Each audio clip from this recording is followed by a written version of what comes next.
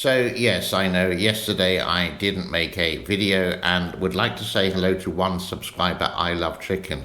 He got his morning cup of coffee, went onto YouTube and I wasn't there, but I'm here today. A warm welcome to the channel. Now, first of all, got to say hello to a couple of people and a big thank you to a couple of people. Sandra Frost for donating a massive $50 to the Pickle Foundation for Pickle's food. And on Monday, she's going to have her first injections. And Purple Jelly for donating $1.79. As a big supermarket chain in England says, every penny helps for the growth of pickles. So thank you very much for the people who have, and thank you very much for the people who will in the future. Now, the title of this show: Water Woes as China's Three Gorges Dam is eerily quiet. Let's delve into it right now. Every morning I do actually scour the news feeds, and I found this one on Twitter, first of all, that says on the 27th of October, the world's biggest source of clean energy is quickly evaporating as scorching temperatures and a drought upstream reduce the reservoirs China's Three Gorges Dam to a bare minimum. And it went further on to this article here. This is from Bloomberg. China's Three Gorges Dam is an awe-inspiring sight, a vast barrier across the Yangtze River that contains enough concrete to fill 7 Wembley stadiums and more steel than 8 Empire State Buildings. Its turbine could single-handedly power the Philippines. But this summer, the world's largest power plant is eerily quiet. Ooh. On a late August visit to the facility, but both sides of the dam were still. There was no sign of the white spray that usually rises from the spill well or the roar of the water emerging from the turbines. Scorching temperatures and a drought have reduced the reservoir to a bare minimum, drastically reducing the plant's ability to generate electricity.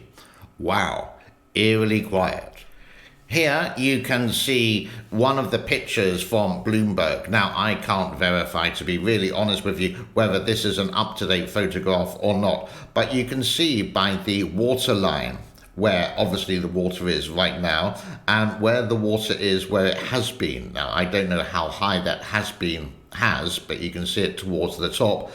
And then I went to Senegal Hub and found this picture here, and the eerily quiet bit is that there are very, very few, if any, ships there at all. So hence the eerily quiet bit as well. That is there enough water, or is the level so low that even they can't use the ship's elevators or the ship's locks? Hence, the world's biggest source of clean energy is evaporating fast. And with that, let's have a look at the weather for China.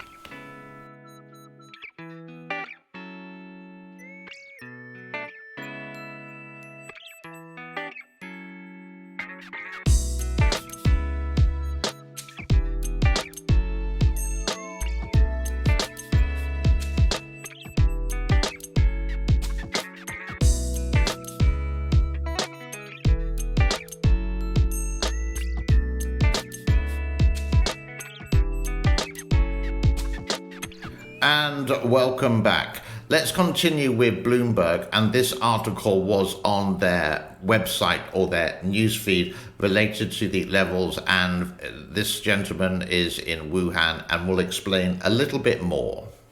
I'm in Wuhan, China, where temperatures are above 100 degrees Fahrenheit, and some parts of the Yangtze River have fallen to their lowest water levels since 1860. China has faced a brutal summer with blistering heat and parching droughts.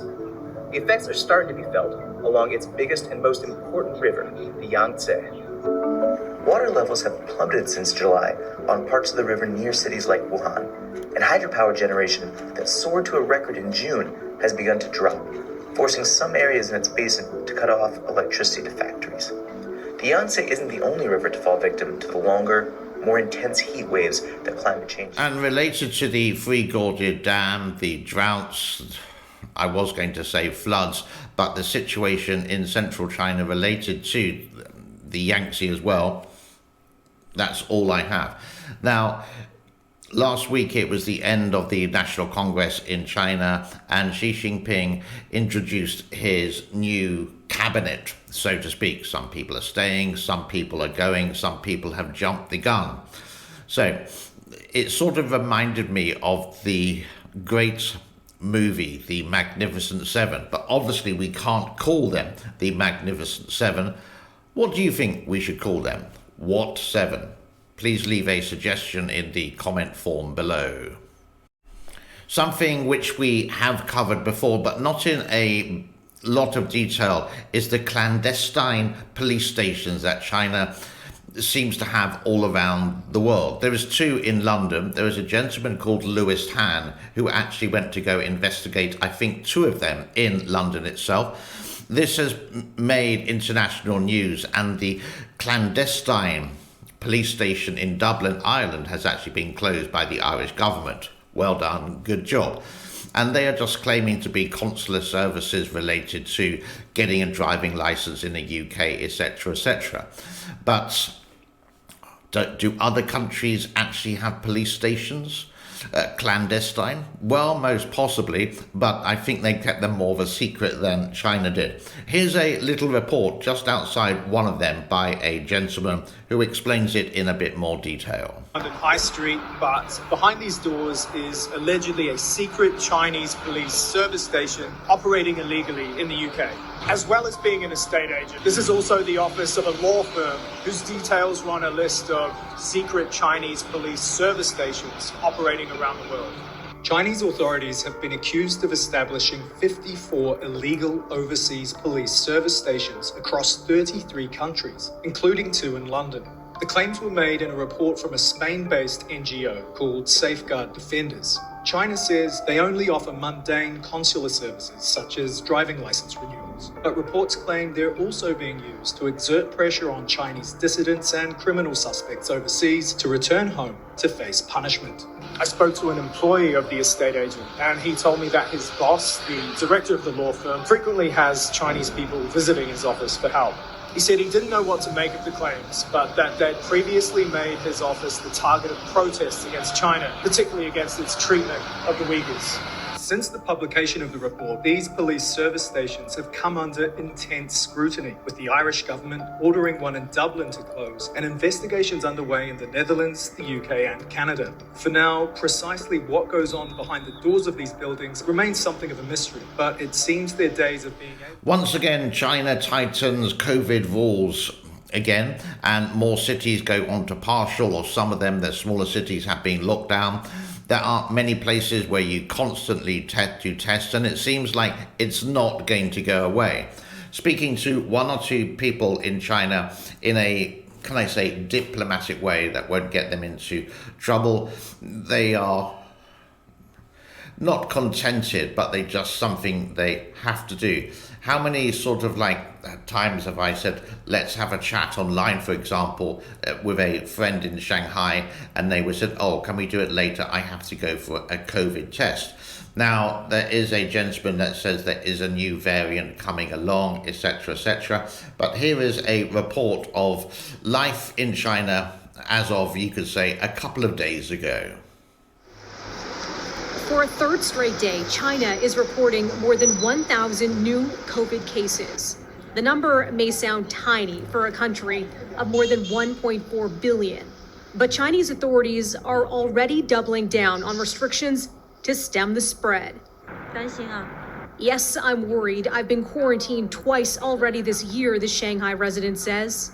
Partial lockdowns taking effect in several cities Thursday, including in Wuhan, where the first known coronavirus cases were detected nearly 3 years ago. More than 800,000 people here ordered to stay at home until Sunday. In Beijing, the Universal Resort theme park shut down temporarily this week as part of China's strict zero COVID policy. That is, once again, upending day-to-day life for millions and disrupting the world's second largest economy. It's nerve-wracking, this woman says, explaining once there's a case and you become a close contact, you've got to be in quarantine. Shanghai this week rolling out an inhalable. And that brings us to a close on Saturday, the 29th of October 2022. Many thanks to everyone taking the time to like, subscribe and share. Many thanks to the Patreon. Many thanks to the members of the channel. Many thanks for the people who do donate some money to the Pickle Foundation. The super thanks button is always there. And I think it's in most countries wherever you are watching this. And thank you for your time. Do like and subscribe. I mentioned that already, so I am waffling. So it's time to say cheerio for now and bye-bye.